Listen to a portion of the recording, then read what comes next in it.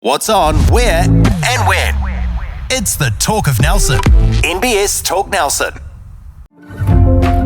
At NBS, we believe in banking for life.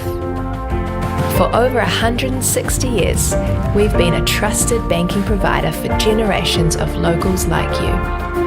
We know our clients personally and build long-term relationships with them, offering flexibility by giving our staff freedom to make quick decisions to put them first. Experience banking for life with NBS. The Mako Rugby Roundup. Welcome to the Mako Rugby Roundup. I'm Chris Butler, and it's great to have my co-host Les Edwards back with us. Welcome back, Les. Yes, lovely to be here in Stoke. The sun's out, so a good day for having a chat. Yes, covering all things rugby in the top of the south. Of course, broadcasting from our new venue sponsor, the Turf Hotel, Main Road, Stoke, and we're thankful for Stan and his team for coming on board. Good to see you again, Stan. Yeah, good to see you too. Noticed across the weekend, Facebook video, the place was absolutely humming. It was packed. It was absolutely pumping. New band, Hysteria, playing, and you couldn't tell it was their first gig. It was absolutely pumping. Yeah, it was. It sounded good. So what's the lineup for this weekend? This weekend we've got Gentle Giant on Friday, Take Me Out on Saturday, and we've got a new act, Bo, who's going to be singing in the Garden Bar on Sunday. Gee, so plenty of live music happening at the Turf. Yeah, centre of Nelson for live music. There you go. There you go. Food-wise, so you got bar meals? Yeah, got bar meals, and the best part we're doing now is we're actually going to be doing buffets on Sundays in the Batch Bar and Restaurant. Right, because you've also got the restaurant as well for menu meals, but Sunday's going to be the place to be for the buffet. Yeah, come in. It's 11 till 2 for lunch, and then 5 till 8 for dinner. So, accommodation as well if you're coming up for the weekend? Yeah, we've only got a small amount of rooms available, but give us a call and we'll see what we can do for you. Great. All right. Thank you very much, Dan. Yep. Appreciate the update and look forward to this weekend. Yep. Cheers. Stan's got some serious work to do to keep the place running. We'll carry on. This week, we're going to be covering senior men's and women's rugby and also Super Rugby men's and women's. And it's also great to have Gary Stevens, coach of the Nelson Premier team, with us. G'day, Gary. Nice to see you in person this time, because last time we did it via Zoom, that's right, I had COVID. Yes. Yeah, it was. So we're all allowed out now. We had to Zoom in, didn't we? And it is good to see you in person, Gary. So, Gary, we're always interested in our guests' background story. So can you tell us a little bit about growing up, your family, and you went to Thames High School, Hauraki Plains College? Yeah, it was a great upbringing. I mean, it's typically rural. I was born in Thames Hospital, which is at the foot of the Coromandel Peninsula, but spent most of my time on the Coromandel Peninsula. I was probably the last generation, particularly in our family, who was whāngai to the grandparents. So traditionally, the oldest goes to the grandparents to learn the ways of the land and how to fish and how to hunt and how to put down gardens and more importantly, how to look after other people, because there's 14 of us in total. Wow. At one stage, all the cousins and everyone hanging around. So, it was good. It was, I think it was an important part of my life too. It was learning a lot of stuff through that period. But yeah, Thames High School, that was my first college. I went to Puru Primary on the coast up until that point. And then, Thames High School, only just for the year though. When I was 14, I went back to live with my parents out on the Hauraki Plains. So that's where I ended up going back to that college. Great college. That was probably my first decent stint at rugby. I had played in town. I'd played Fleming Shield and Roland Mills stuff, which is the age group rugby in the East Waikato and counties area. So, and the Thames Valley area, obviously. But then went back to Hauraki Plains and played first 15 rugby there. Coach at the time was our deputy principal, Norm Pratt, who went on to coach Thames Valley and some successful years there. And a lot of those guys that I played with went on to play for Thames Valley and put a lot of years into that division. So it was bloody good. So footy was always an important part in the household. Yeah, Dad was a hooker, played for a club called Huimai when I was in town, and they don't exist anymore. I think they've all, there's about, I don't know how many clubs now have all combined to become Thames Sports Club, I think it's called now. I'm not 100% sure. But yeah, so it was every morning, get up, go down with the grounds all crispy and frosty, and kick the ball around in your bare feet and play midgets and everything else right through the grades there. And you're there all day. The seniors don't kick off till later on in the afternoon. But Right, I guess you're ball boy at some point in some games. You're there, and yeah, if you could keep your attention span on the game, you're a ball boy, yeah. But yeah, hundreds of kids would always be kicking around at those games back in the day. So it was that was a great upbringing around the game. And then like I said, we were out at Herca Plains for a while. So Dad was playing out there for Kiripai in the town that we stayed at, that we were living in, and yeah, no, it was a good wee upbringing. So Thames, you didn't come across Mike Crawford at all? Yeah, I know Mike. Oh, you know Mike. Yeah. Well, he's actually living back in Thames, so he was right. spent some time at the Mako, and also ended up going on to manage Waikato. That's right. Yeah. And I think his last year they won the NPC that year that he left. So yeah. Yeah, Mike was here when I was here, so we got on pretty well. There you go. Shout out to Mike Crawford. Okay, Les, let's tune into Senior Club Rugby. Round 1 is done and dusted already. How's that? Yeah. Just talking to some guests in the bar here, and they were saying that they didn't realise that club footy had started so soon. That's right. Okay, Damn early, I tell you. It comes around very, very quickly, and that's all to get the competition completed with semi-finals and finals in time for the naming of the Mako NPC team. So these young men are running around very early April to get the comp underway. And over in Lansdowne Park, a derby over there, Central defeated Moutere 19-10. And Gary, that Moutere side from a young team last year, clearly with the influence of some experienced heads like Monu Molly and Ben Finau, they're a team to watch, aren't they? Oh, they're gonna go well. I mean, it's you just look at the scoreline; they were 19-0 down and came back pretty close. They were only a whisker away from completing a remarkable comeback in that game. But I think being round 1, I think all the teams probably had that feeler period quite early on, and for them, it just the game got away quite early on them, but they were solid enough to come back and. Yeah, a lot to like there. And Thought that was pretty close. Yeah, a lot to like. But Central, as Gary alludes to, your first game, not a lot of pre-season. I know they had one game. So, you're getting into it in the first round. You're starting to, try out your shape and just get back into physical contact. So Central, of course, will be there or thereabouts at the end of the season. There was a good game at Trafalgar Park between Marist and Stoke. Marist prevailing 29-14 to retain the Basileri Trophy. And I was there, of course, and have to say that Stoke showed real resilience in staying in that game. And it wasn't a clear scoreline of a 15-point margin until the last 10 minutes. So Stoke also looking like they've got good resources, good players, and they'll be better for the run.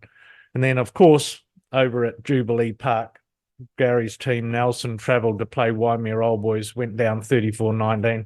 So Gary, you can tell us a bit about that game. Yeah, look, I think in all 3 games, from a general comment, they're all very competitive. I've seen the videos of obviously the other 2 games as well, and they right across the board, the games are pretty competitive. All 6 teams that were on the field have put some decent squads together, and we're exactly in the same boat as well. So we've got players still returning over the next few weeks. So everyone's got a decent squad together this year. I think Waimea beat us 4 tries to 3. I mean, they had a little bit more accuracy in the kicking, but we were competitive in a lot of aspects of the game. But it was the first run for that 22. 3 of those men only arrived into Nelson on the Thursday. So for us looking forward, we're quite happy where we're at the moment. Normally this is our pre-season period. We don't normally kick off the middle of April. So, and that, unfortunately, that's just the way of the world these days. We've got to fit everything in around our global competitions. So, but no, Waimea have got a good squad together. Good solid squad. It's a good experience with the Coleman boys back in their forward pack. Tyler Kearns, TK in their forward pack as well. He's adding a cornerstone with their scrum. So, they've got some good experience in there. And of course, with Sammy at 10, Sam Briggs, Sam Briggs at 10, he's added massive input into the way that their game is controlled and kick the goals, I guess. And kick the goals, yeah. Yeah. I don't remember him missing one. So so he'll be a good addition for them. 100%. Living out that way. So good luck, Samuel Briggs. And then Kahurangi had the bye, so they're back. So into round 2, Chris. That's right. So let's have a look at the lineup. Maris versus Muteri at Trafalgar Park. 1:15 kickoff there, Les. Yeah, double header. And Muteri, who we talked about, gave Central a shake. They're coming up for the early game, so Maris will need to be on our toes and stay committed to our structures and get into it. You cannot take any team lightly, and often, Gary, people do. Not consciously, but subconsciously. If you take a team lightly, they say it's the top 2 inches. Well, you'll come a cropper if you do. So Maris will have to be on the lookout there. And then a very important game for the Nelson Club at 3 p.m. on Trafalgar Park. Yeah, Zach's 100th game. It's a long time coming since he left school and back in the early 200s and 2000s. Sorry, and he was, he played good club rugby here, trying to break into the Nelson Bays and Tasman network back in the day, and then he got picked up and off to London Wasps and Stade de France, and he's been in the MLR. So he finally come back home, and he's now about to tick off a very important milestone, and not just his, but our club history, his family history. So Zach Talloff, as you say, came here, and I remember when I joined in 2011, Peter Barr telling me that he thought that Zach was the rock, that no finer prop in the game than Zach, and that opposition would find it really hard to move the scrum. Well, he's a lot older now, but he's still a good unit when it comes to scrummaging and general play. So you'll award him a blazer, I take it, for 100 games. 100 game blazer, yeah. Yep, we will do that. We'll have a couple of centurions there to help celebrate with him as well. So, we are looking forward to it. We're building for the game like no other, same as every other game, I should say. It's still early in the season, so everyone's just building. And coming back to your comment around the competitiveness of the competition, like I said earlier, I think you can't take anyone lightly, because I think everyone on their day is going to be very competitive. So the last game is equally important, Chris, over at Cook's Reserve. Kahurangi are hosting Central, and this is the first challenge for 2024 for the John Goodman Challenge Trophy. It's a trophy that is important to every club. We would all love to have it. Kahurangi have held it for a long time. They're going into their 3rd season where they've had it in their club room. So Central will be going all out to try and take that back over the Whangamā. Waimea Old Boys have the bye. Yes, the Old Boys get a bit of a rest. Yes. Whether they need it or not, game 2 into the season remains to be seen. But Ben Coleman and Tim Coleman and Tyler Kearns might be saying, this is timely. That's right. Super Rugby round 7 and the Blues taking on the Force, home game. Blues 5-1, and the opposite way around for the Force, 1-5. So have to favour the Blues there, I'm sure. Yeah, I would say so. For us locals, Finlay Christie at halfback for the Blues, and a very important part of their team, and now an even more important part of the fabric of New Zealand rugby with the terrible injury to Cam Roigard. So Finlay Christie now definitely in the halfbacks that will be required for international rugby.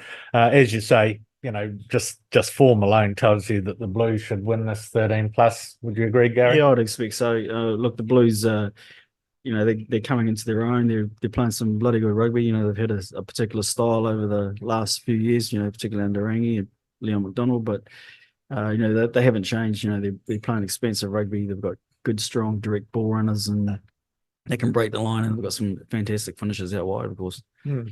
Also interesting to see the form of Tuipulotu, the lock, who's back from quite a severe injury, and big locks are scarce. I see Sam Whitelock has decided he will not be making a return to international rugby or any rugby at the end of the season. So, big locks like Patrick Tuipulotu are very important. So we want to see him continue to play well.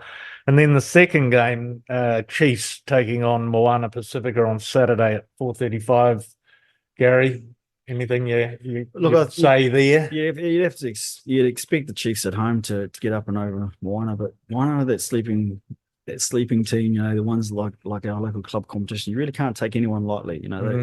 They are another direct team, another team that can bust you open, bust the game line, and get in behind you and score some fantastic tries. So Chiefs will have to be on their mettle, definitely. Yeah, I agree. See, Moana have won 2 games, they're 2-4, and they just, as you say, unexpectedly tip over teams that have subconsciously taken them lightly, I'd imagine. So I wondered, Damien McKenzie comes back into this game. So they rested him for Crusaders.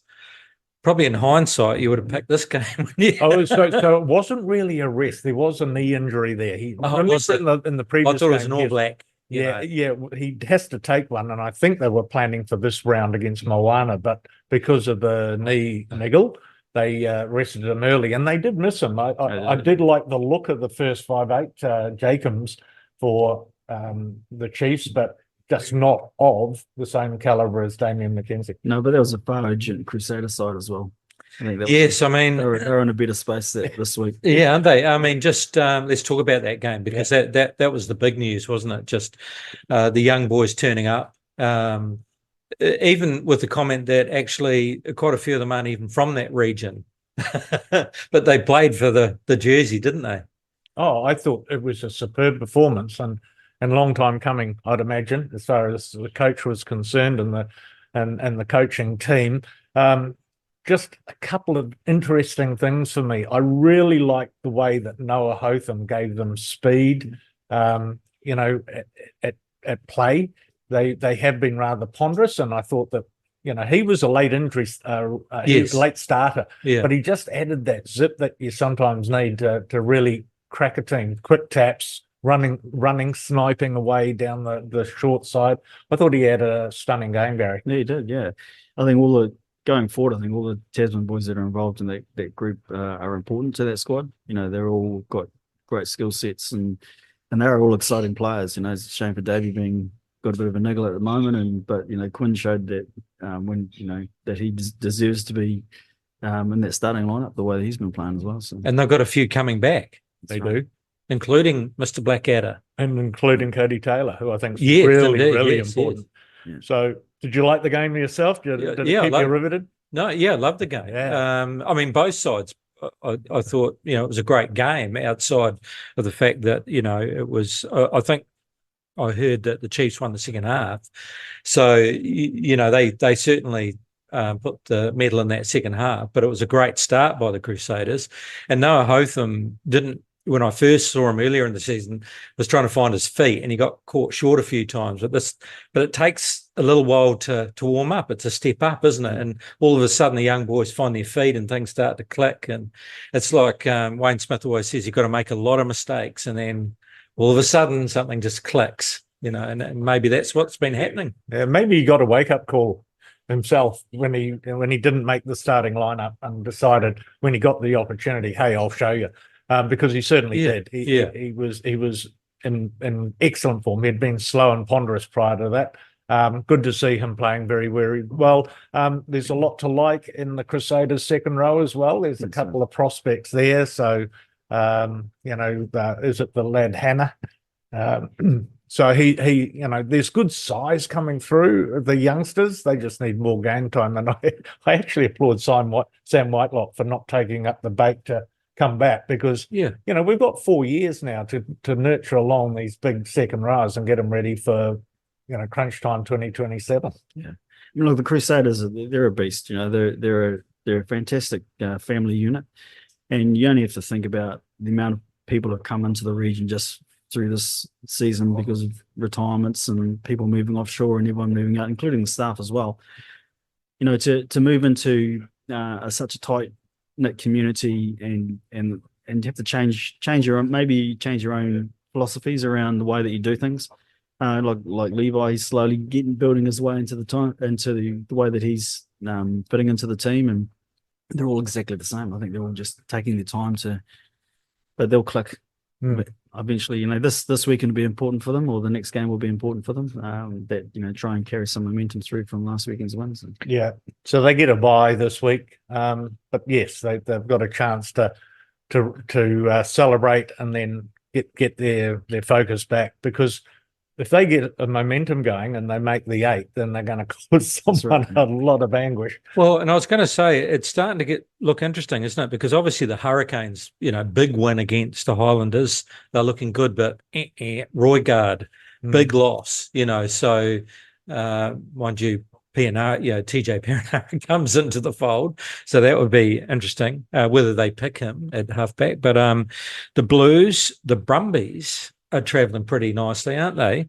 The Chiefs aren't far behind, but the Brumbies only just beat the Reds, so even the Reds are in the mix. So it is going to be with the Crusaders coming up, coming up behind. So it is going to be for a very interesting ending to the season. Yeah, now in 13th place and charging up the inside rail. That's right.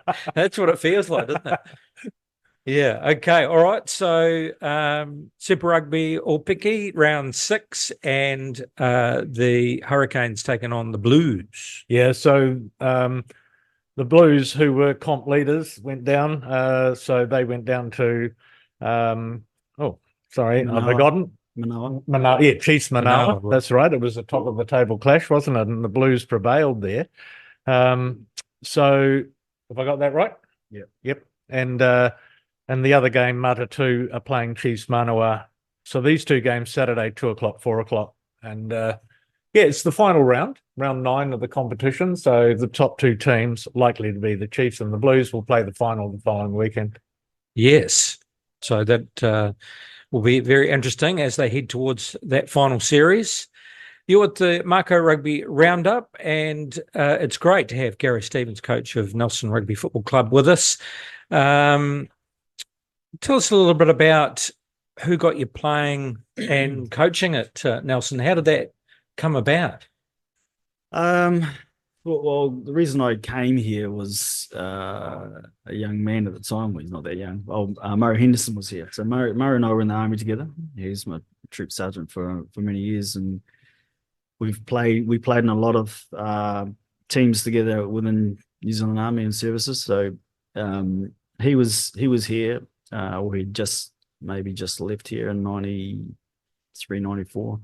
I was still in the army. I was coming towards my 9th, 10th year, and I was in Burnham down in Christchurch, and we played club rugby in Christchurch together as well in the early 90s for Maryvale, which unfortunately don't have a senior team anymore, but in those days we were relatively competitive. We came together as a group in 90, some Murray and 80 Kennedy and boys like that came across from Marist, and we had Curly and Whippet 9 and 10 from Shirley came across, and we became quite a competitive unit. But that aside, I was in the army and I was traveling and playing for them, and then we got moved away and come back again.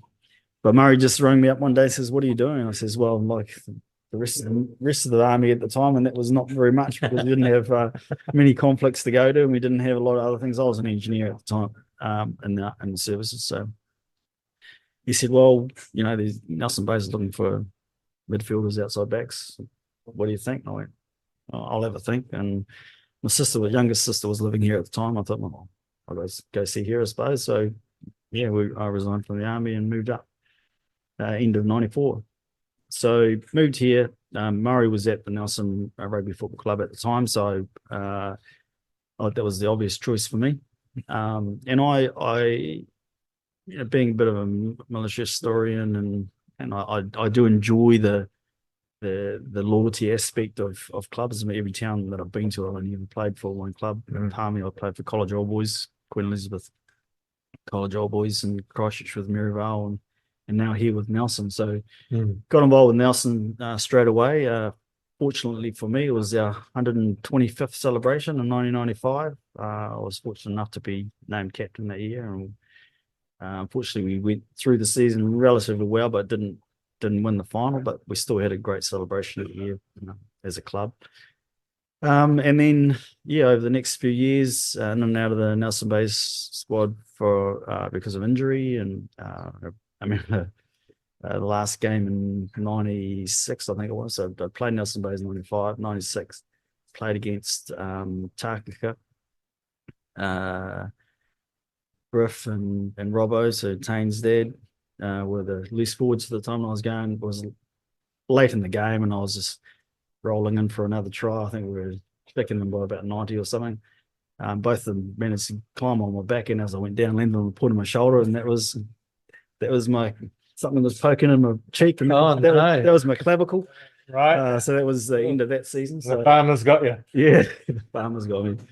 But they went on to play a good year with Nelson Bays in 96. But so in and out of the squad for that period, and until 98, established myself a little bit more on the wing, and captain beside in early periods of 95 as well. When we won the championship, we went close to 98. We lost the Vikings in the semi-final, but 99, I think we showed our determination in class that year. We were a far better team. A lot of people will tell you that a loss or a failure is actually a good point in your life, and that was probably where we came through in 99 because of the close missing. We got a lot of confidence out of that. Lost to the Vikings in the semi-final, so.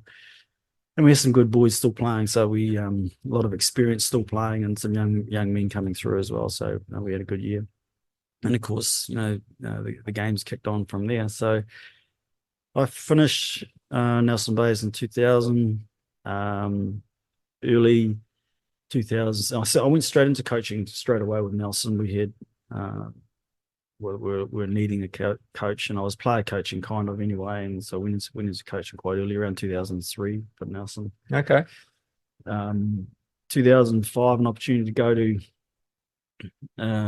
Ireland came up. I was coaching a couple of Irish lads in the team, and their club was looking for this is Ballina RFC on the west of Ireland, and so I took that opportunity, went up there for the 2005-2006 season, and had a fantastic time. And we all learnt a lot about each other in rugby, and sharing the type of stuff that we do here back in New Zealand with the Irish, and they embraced it, they loved it, and I still got a connection with the club now. I still help them out in the off season with where I can, and vice versa. I know that I can call on them if I need some Irish players. But and have you got any this year? No, none this year, but I'm hopefully sending at least one over to them to help them out in the next coming season. But so that was 2005, and 2006 obviously was when Tasman formed. Yeah. Good mate of mine, Wayne Taylor, came back here as the trainer for Mako in 2006. We were in the army together, and then but they were looking for under 21 coaches back in the day, so I came back and helped build it down myself. Took over the Tasman under 21s there. The following year, I decided that I'd probably take the coaching side of things seriously, and did the level 3, level 4 course through Massey, the practicum, New Zealand practicum. We don't have that anymore. We have the level 3 still, but we don't have that practical component. They just rolled it all together into a game management kind of level these days. So, but it's and then you just get experience, and I got a lot of experience through the Mako. Toddy came back as our director of rugby, and I started helping out the Mako's skills and doing skills even in those early periods. And then then I did a few roles with Tasman over the years, and eventually, but staying with Nelson Club that whole time too. Every time I'm in New Zealand, I'm involved with the club. Look, it's a club that gave me a lot of opportunity when I moved here. And like I say, I like that loyalty component of the game. I like the fact that we used to play for the jersey, and there's still a portion of everyone's club in the community that still play for that jersey. You know, still, and that adds some real excitement to the way that I approach the game. When I know I'm playing Maris or I'm playing Waimea, I know straight away I'm going to who I'm going to have a beer with afterwards, because I know that I'll go and have a catch up with all the old boys that I used to play with, with, and you know, I like that community feel about the game. I mean, I did enjoy my game within the pro ranks, but you know, nothing beats that community feel when you're back in the grassroots side of the game. So So in addition to coaching in Ireland, you also had overseas experience coaching in Scotland. That's right. Yeah. Coached for Scotland as well. Yeah. Kelso Club and in the Netherlands. So after Scotland, I went over so Kelso Club in Scotland. Again, one thing I really enjoy about coaching away is it's not that we've lost that community feel, but they have a true community connection. I mean, with a town of 7,000, you get 1,500 to the game. You know, everyone travels. So we'll go 4 hours on the bus up to play up north, and you know, you turn up and black and white flags are flying, and everyone's there. You know, people are there. It's great support network, and the town looks after each other. And that's every sport as well. I mean, as soon as the club rooms, if they close on a Saturday, then it's down to the football club or the cricket club in the summer. You know, there's always an organisation that's got something on, and it's something I really enjoyed about my time with Borders. And Borders Rugby has been the strength of Scottish rugby over a long period of time. And you know, I see that the South, they've got a team. You know, they've got back to regional teams now, so similar to our Super Rugby or NPC network, where they've got the South, they've got Edinburgh, they've got North Club representative teams playing in the competition at the moment. So you know, it's bloody good. Yeah. So, but yeah, and then like I said, I went up to the Netherlands, Rugby Tahoe. TC Campbell's the fullback at the club that I was at. He's there now? He's still there now. Okay. He was there when I went over there. He was a young academy member when I was rattling around in the Mako gym. He'd be there working on an injury. But yeah, so another club that just wanting to be better, wanting to work through that semi-professional structure and setup. And I think that's what have really been attracting me over the last decade, I guess, is going to clubs that have growth in them, you know, and want to grow. So there's a real want, and I really enjoy that side of it. I mean, don't get me wrong, I'd still return to professional rugby at some point if it fitted with me and my family, but I do enjoy that community side of the game. Well, you do have a day job and you do have family, so Nelson Club it is. And I'm just interested, mate, because you talked about bringing in 3 players who just joined you last week, and last year before that you had a lot of Cook Island boys come in. Is this you, Gary Stevens, keeping that Nelson Rugby Football Club in the comp and in Premier Division? Oh no. I mean, I'm one of the main drivers, but I mean the committee's heavily involved with everything we do. You know, Pewey now as a club manager, and Lisa with the junior club, and you know, the committee's working. I get the community thing. Yeah. But what I'm really saying is, because of the dearth of rugby players wanting to play Premier footy, is Nelson Club really reliant on looking outside the region to keep that team going? Yeah, that's a philosophy of mine though. That's more that why take from within, when really the best benefit to the community is if you bring players into the region and have them fighting. Yeah, you don't want to poach off another team. It's not a criticism, but I think that's like if you look at our senior women's game, and one of the things that we don't want to do is create even though we took a team down to Christchurch, down to Hanmer to play Christchurch RFC. We just drew from other teams. We're more than happy to have that one-off game at the moment, but we have an under 15 and under 18 girls teams or squads through our relationship with Nelson Girls College. I run the rugby program there, and we just want that to naturally grow into something in the future. We don't want to jump in and go, right, who wants to come and play for Nelson and drag all those players from other players? And I think at senior men's level, it's really important too that, there is a little bit of movement from club to club, and sometimes, and for valid reasons generally. But I think if we just keep, trying to build the amount of resource available in the region rather than just using the same resource, it's probably a better philosophy. And that's the way we're approaching it. Yeah. So, and I applaud that, bringing new talent into play in our competition.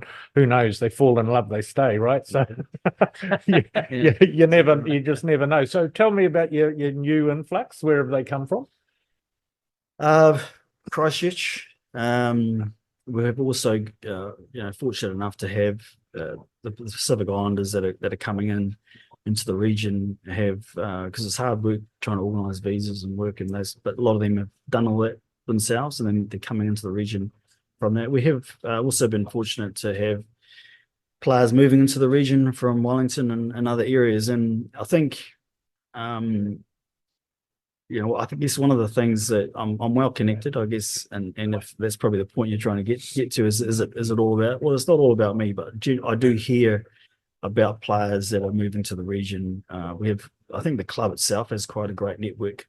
We have so many people working in the community that if they bring some young man that comes into the region and he plays rugby, then obviously we're his destination. So I think that'll be, we're happy. Look, I can count on 30 odd players for this season. I mean, last week rolling out 22 confidently and leaving 2 behind is something we haven't done for 2 or 3 years. And that's come from from COVID times. We've started to get players are starting to get a little bit more surety around their employment and their family situation and everything else. But I tell you one thing that's really noticeable is how hard it is for our players to make $1 these days. And that's generally the reason why they don't come to training, or they can miss their Saturdays, because if they can earn an extra $50 by leaving the region to put food on the table and that kind of thing, mate, you have to applaud it. You can't. Gone are the days where rugby has to be number one priority in your household. And look, you even get that on rugby. You even get that on game day sometimes. Right, some communities, put work first for the family. That's right. And so, sorry, I can't play this weekend. I've got to work. So that's where your priorities sometimes have to lay. Yeah. So with a squad of 30, that means Div 2's also looking good again? Yeah, so they got pre-season. I think we're playing you guys Maris for a pre-season this weekend, so we'll see how that rolls out. But some of your 30 will be getting around? Yeah, absolutely. 100%. Good. I mean, look, when I say I've got 30 names, I mean these guys I can call on as well outside of that. And in the past we've had guys coming from out of the region to help prop us up. And they're all ex-players. So I mean they're guys who they love the club, and they're more than happy to drive up the road from Christchurch or fly down from Auckland just to put the jersey on for the weekend. That's what community spirit's about, I believe. I think that's something that the club's never lost, even though from a success point of view, our successes sometimes come down to just putting a team on the field. But we do still create a lot of high performance players out of our program. Yet we haven't been particularly successful as far as winning championships in recent times. No, I was just saying to someone when we walked in, though, you look at the number of players from the Nelson Rugby Football Club who are in Super Rugby. Super Rugby. But that's been since day dot. I mean that's always happened, and you'll know yourself that everything has to come together for that championship to happen. I think there's a lot more than just player resources. It's a lot more than just having quality staff or quality backroom. It's everything. It's your junior club being strong and buoyant and turning up to your games and cheering your boys on, and vice versa. Your senior men going down on a Saturday morning and playing around with the juniors. You've got to have that real strong community feel within your club, and we haven't got it perfect yet, but we're heading in the right direction. So what does that next 3 to 5 years look like, you think, in local rugby? Do you think we're on a rebound, or do you think that we're struggling against other sports to attract? No, I don't think we're struggling against other sports in a region like Tasman. I think what we've got to do is consolidate the clubs that we have alive and help them to stay alive. We've had clubs go away, and I think if you leave this competition, I think that's why it's really important to support everyone in this competition, because if a team falls out of our premier competition, it's bloody hard for them to come back, because where do they get their resource from? Their resource will have to come from out of town, right? And that's at an expense, and no club can afford that kind of thing these days. You know, I mean, I'm not talking for every club in the region, but I know that we all live on a fine line. You know, we've all got to, you know, we live in buildings which we pay leases for. We got to, you know, regardless of how many people turn up and have a few drinks over the bar on Saturday, the bill's still the same at the end of the month. You know, so, but you know, like I said, we're heading in the right direction. We've got a good, strong junior club. Our senior numbers are pretty good for us. And you're not far off a women's team. And that's right. We've got a couple of young girls teams that are going to be something for us in the future, you know. And at the moment, we just defeat a team into the other senior teams, and that's fine with our girls program, because it's about getting kids in sport. You know, one of the top objectives of our program is to try to arrest the decline in teenage participation in sport. You know, that's and it is huge. And that when I talk about teenagers, it's actually 18 to 24. These our early men and women are also just because they struggle financially and all the other reasons for not turning up to train and play. You know, Work, the work and family. Absolutely. But no, look, I'm buoyed by the situation. I think, but it's really important to support our premier competition this year and the clubs, and you know, everyone should be down at the games and going back to the club for a couple of quiet orange juices or whatever after the game, because it all helps. Yeah, I couldn't agree more. It's kind of nice to have a competition too where you're playing home and away. Yeah. I really like that part of rugby. So that's why we're starting a bit earlier, because you know the 2 rounds of 7 perfect. teams just allows you to have a really enjoyable home and away season. Just a quick question: you've got a club capability manager in Chris Pugh. He's making a difference in terms of the club's health and wealth. Yeah, absolutely. And you know, it's also if nothing else, it's nice to have someone who's available to do a job that needs doing. Like I said, his role is he does so many different things, as you well know, within your own club as well. So that person has to be pretty flexible in their own life. You know, he has another job as well. So it's pretty important that that these people stay involved with the clubs, and then we have that person in the club. Yeah, so we'll talk more on that with every club we interview about the impact that the club capability manager has, because I see it as very important, and I know my committee does, and it's good to hear you say that, Gary, because it's just making a difference. It's making a real positive difference. We actually have a question from the floor. So they've gone. With the cheap seats, we got past a note. Yeah. Why is there only 4 games of Super Rugby on this weekend? So presumably they mean 2 men's and 2 women's. So what's happening there? It's a bye round. Bit of a rest for half. The rest, yes. Half the teams are having a rest, and half the teams will have a rest next week. Why? I don't know. Yeah, it's just the way that they're managing player Workload. Player protection. Workload, yeah. There you go. There's the answer. Thank you for the question. Nice to get a question. He's back. Missed the answer. He'll have to watch the podcast. Yes. Hey, Gary, thanks very much for coming in. Very interesting. And it's always great to get an insight into the overview of where things are going. So, you know, as you say, it's not always about results straight away. It's the makeup of the club and putting teams together. It's a lot of work just to get a team on the paddock, no matter what grade you're playing. So it's really interesting to hear about the inside work that you're doing with the club. And it's great to have you on, mate. And we wish you all the best of luck for the season. Good luck this weekend against Stoke. Thank you. Appreciate it. Yeah, and nice to have a double header. Yeah, with us having home games next door to each other. I'm sure we'll run into each other across the pathway, go and visit each other. So that'll be great, and wish you well for the weekend. Appreciate it. Stoke will give you a good run for the money, but I hope you're up for it. And we have to have our heads screwed on right when we take on Moutere. Yeah, that's right. Well, good luck, Les. Hope you enjoy your weekend. It'll be rugby heaven for you, double header, and lots of people down at the park. There's nothing better for you, is there? No, I love on the weekend. Rugby's a great code, very enjoyable, pal. Our thanks to the Turf Hotel for housing us once again. Stan and the team, should be another great weekend here. Don't forget, you can catch this podcast on MBS Talk Nelson.co.nz. We're also on YouTube. You'll see the YouTube videos on the website. Also on Spotify. Did we manage to find the link to that work? All right, Liz? I did find it, and it works. Thank you. You can listen in the car now, which is great.